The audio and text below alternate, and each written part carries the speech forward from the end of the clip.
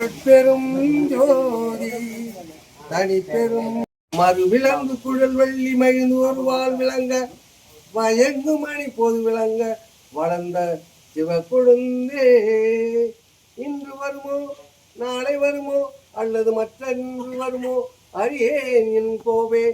உங்கு மலை வெம்மாயற்று வெடிக்குள் வெளிகடந்து சும்மா இருக்கும் சுகம்.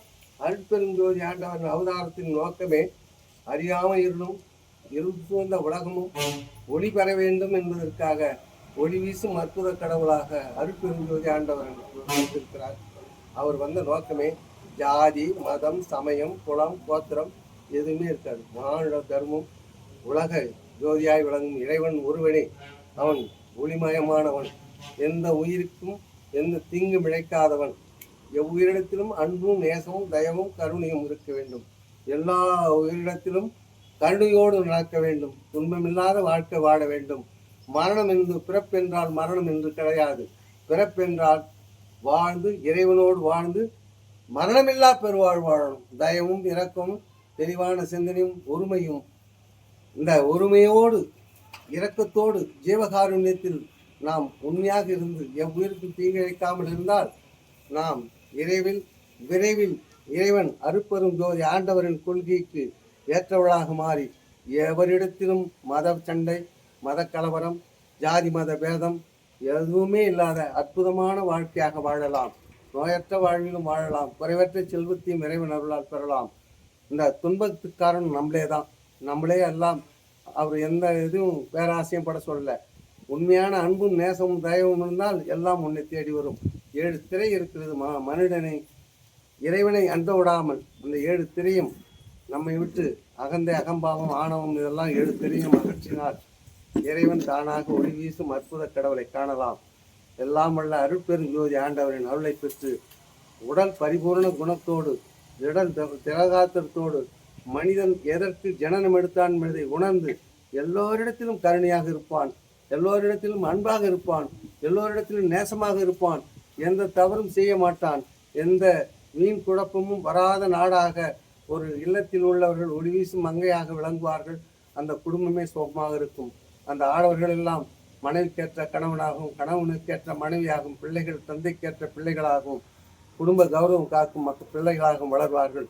ஒருமையோடு தயவோடு இரக்கத்தோடு நாம் வளர்க்கும் போது உண்மையும் அன்பும் தயவும் இரக்கமும் வேண்டும். பொன் பொருள் ஆபரணம் வேண்டாம்.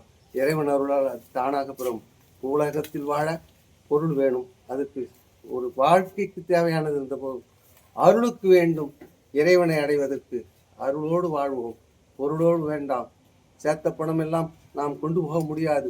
இறைவன் அருளை கொண்டால் நம் சாகா நிலையை அடையலாம். மரணமில்லா வாழலாம். நம்மை சார்ந்தவர்களும் நலமாக வாழ்வார்கள். நல்ல பாதையிலே பயணிப்போம். நல்லதையே நினைப்போம். நல்வழியிலே பயணிப்போம். பிறப்பின் ரகசியத்தை இறைவன் உணர்த்திருக்கிறான். பிறப்பெடுத்தது நல்வழியிலே பயணித்து மரணமடையாது இருக்கணும். பிறப்பென்றால் இறப்பு என்பதில்லை.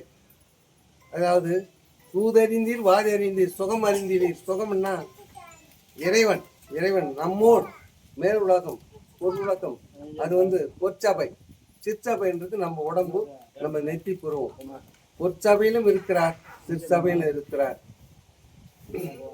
நினைந்து நினைந்து உணர்ந்து உணர்ந்து நெகிழ்ந்து நெகிழ்ந்து அன்பே நிறைந்து நிறைந்து ஊற்றெழும் கண்ணீரதனால் உடம்பெல்லாம் நனைந்து நனைந்து அருளமுதே நன்னிதியே ஞான நடத்தரசே என் உரிமை நாயகனே என்று வணைந்து வணைந்து ஏத்துதும் நாம் வம்மின் உலகிலீர் மரணமில்லா பெருவாழ்வில் வாழ்ந்திடலாம் கண்டீர்.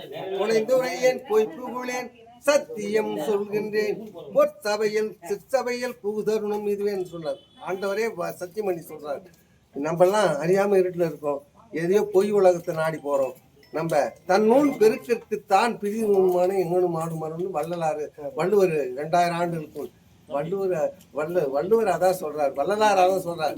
அதே நிலையை தான் சொல்றார். ஈரடியில கொள்ளார் நோன்பு கோணையமோங்குங்க கொள்ளான் புலால் மறுத்தான் கைகுப்பி உலகில் உள்ள உயிரெல்லாம் தொடும். எந்த உயிருக்கு தீங்கு இழைக்காத, கொள்ளவும் கொள்ளாத, எத்தனை பிறவியும் எடுக்காத, கொள்ளாத உண்ணாத, பிறவி வேண்டாம். பிறவின்னா மரணமில்லாத வாழ்ன்னு சொல்றார். நல்லதையே நினைப்போம். நல்வழியிலே பயணிப்போம். இந்த மக்களுக்கு, இருள் சூழ்ந்த மக்களுக்கு, மற்றவர்களுக்கு இறைவர் தாங்குவோர் பச்சிலை ஒரு இலை வச்சு படிச்சுட்டா கடவுளுக்கு சரியாயிடும். இறைவர் தாங்குவோர் பசுவிற்கு ஆயுரை, ஒரு பசுமாட்டுக்கு ஒரு புடி புல்லு கொடுத்தா புண்ணியம். இறைவர் தாங்குவோர் பிறருக்கு ஒரு புடி எண்ணம், சாப்பிடக்குள்ள ஒரு புடி எண்ணம். இந்த மூணுமே நம்மளால செய்ய முடியல. ஆனா என்னால ஒவ்வொருத்தர்கிட்ட பேசுவோம் இல்ல, இறைவர் தாங்குவோர் பிறருக்கு இன்னுரை. நல்ல வார்த்தை பேசுங்க, நல்லதே பேசுவோம், நல்லது தான் நடக்கும். நல்ல சிந்தனையோடு மரணமில்லா வாழ்வு சொல்லுவோம். அவர்கள் இருட்டில் இருக்க பிறந்தா சாவரத்து நினைக்கிறாங்க, அது கிடையாது. அதுல எத்தனையோ அற்புதத்தை அகவலிலும் 5888 பாடல்களை அவர் மக்களுக்காக பாடி மக்கள்லாம் பலன் இருக்கணும், மக்கள்லாம் சுட்சேமம் அடையணும். வானமுத்து மக்கள் எல்லாம் மழை இல்லை வறட்சி என்றது ஏற்படாது, வாடிய போதெல்லாம் கண்டு வருந்தினார். அது எதுக்கு? அவர் ஜீவன், ஒரு உயிர், அது வாடி போச்சுன்னா இன்னொரு ஜீவனுக்கு உதவியாக இருக்காது. அந்த ஜீவகாருண்யத்தில் நாம் இருப்போம், ஜீவனுக்கு உதவியாக இருப்போம். எல்லோரிடத்திலும் கருணையோடும் தயவோடும் இரக்கத்தோடும் அன்போடும் நேசத்தோடும் நாம் வாழ்நாளை கழிக்கும் பொழுது இறைவன் நம்மோடு பயணிப்பான். 7 திரையும் விளக்கப்படும். நல்லதே நினைச்சு நல்வழியே பயணித்து உலக மக்கள் எல்லாம் சுபட்சம் அடைய உலகம் தழைக்க வந்த உத்தமனை ஒரு காலம் மறவாத அந்த திருவாசகத்துல மாணிக்க வாசகர் எழுதிப்பார், உம்பர் கரசே ஒழிவர நிறைந்த யோகமே உற்று ஏன் தனக்கு வம்பென பழுத்து என் குடி முழுதும் ஆண்டு வாழ்வர வாழ்வித்த மருந்தே செம்பொரு துணிவே சீர்வுடை கழனி செல்வமே சிவபெருமான எம்பொருட்டு உன்னை சிக்கனன் பிடித்தேன் என்று மாணிக்க வாசகர் திருவாசகத்தை எழுதிப்பாரு.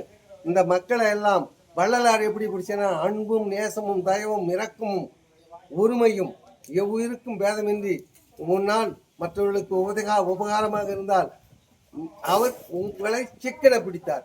வள்ளலார் தான் நம்மளை பிடிச்சிக்கிறார். கருணையோடும் தயவோடும் இரக்கத்தோடும் அவ்வழியிலே பயணித்து உலகம் தழைக்கும் உத்தமனையை நினைந்து எல்லாரிடத்திலும் கருணையும் அன்பும் தயவும் இரக்கத்தோடு மரணமில்லா வாழ்வு எல்லோரும் பெற வேண்டும் என்று இந்த அருள்வாக்கு ஞானி அன்பே சிவம் மனப்பூர்வமாக வாழ்த்தி விடைபெறுகிறேன்.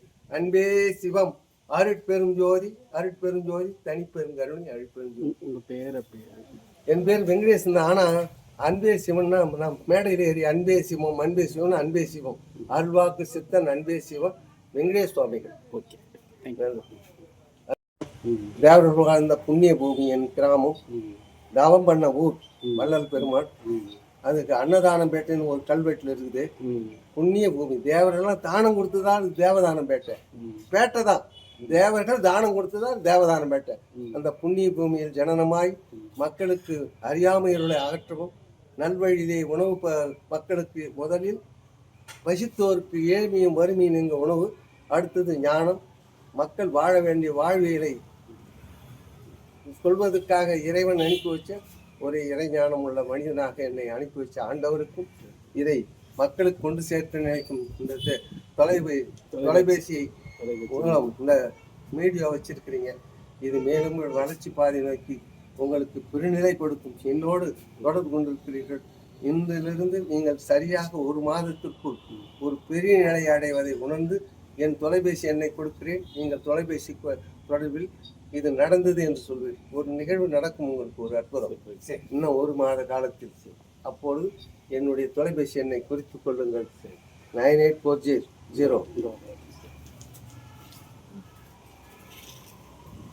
967773. அன்பே சிவன் போட்டுக்குங்க. எல்லா மக்களுக்கும் நல்ல வார்த்தைகள் போய் சேரணும். காலையில் இருந்தால் பிறரிடம் உரையாற்றும் போது நல்லதை பேசுவோம். பெருமானிடம் பேசி நம்ம நெற்றி பொருள் இருக்கிறார், இருக்கும் இடத்தை விட்டு அங்கேயும் அலைய தேவலை, நம்மோடு இருக்கிறார். நம் உள்ளத்திலே உணர்விலே கலந்து உணர்வோடு கலந்து ஒளியாக அருள்பாலிக்கும் அவரை நாம் அன்போடு நேசித்து நாம் அன்பான வாழ்வு எல்லோரும் சமமான ஜாதியும் மதமும் சமயம் இல்லாத ஒரு அற்புத உலகத்தை நாம் உங்கள் நல்ல மக்களுக்கு சென்றடையும் ஒரு தொழிலை செய்கிறீர்கள். அத்தொழில் மேலும் மேலும் வளர்ச்சி பாதை நோக்கி உங்களை பெருநிலைப்படுத்தி மேலும் கோழியேணி உச்சியில் நிற்க வைத்து செல்வத்தை அடைவீர்கள். அச்செல்வம் உங்களோடு இல்லாது மற்றவர்களுக்கு பயன்படும் அற்புதத்தை நீங்கள் செய்வீர்கள். இதை நான் மனப்பூர்வமாக சத்தியம் சொல்லி நீங்கள் அதை மக்களுக்கு கொண்டு சேர்த்து அவ்வழியிலே பயணிக்க என் மனப்பூர்வமான ஆசீர்வாதம். உங்களுக்கும் உங்கள் குடும்பத்தை சார்ந்தவர்களுக்கும் எல்லோருக்கும் இந்த அருள்வாக்கு ஞானுடைய ஆசீர்வாதம். அன்பே சிவம், அருட்பெரும் ஜோதி, தனிப்பெருங்கருணை.